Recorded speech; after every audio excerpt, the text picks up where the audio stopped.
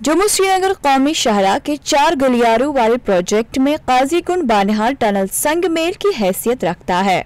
इस टनल को मुख्तलिफ जावियों से काफी सूदमंद तस्वुर किया जाता है। इससे न सिर्फ यहाँ सयाहती सरगर्मियों में इजाफा होगा बल्कि मौसम सरमा के दौरान रास्ता बंद होने से भी छुटकारा पाया जाएगा। अगरचे टनल का तामीरी काम सन 2010 में शुरू किया गया था, ताहम कई डेडलाइंस गुजर जाने के बाद भी टनल का काम मुकम्मल नहीं किया गया।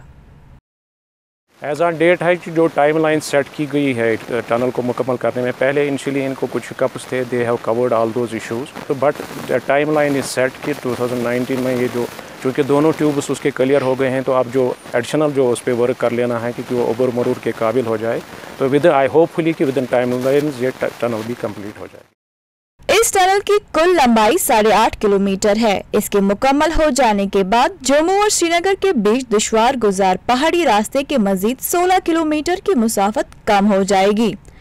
इस तरह से ये टनल तारीखी जवाहर टनल के मुतबादिल के तौर पर सामने आएगी। स्नो क्लियरेंस का जैसे ऊपर जेटी में जब सर्दियों में ज़्यादा स्नो होती है, फिर क्लियरेंस की प्रॉब्लम होती है, बंद हो जाता है टनल वगैरह, तो इस टनल में वो प्रॉब्लम नहीं रहेगी।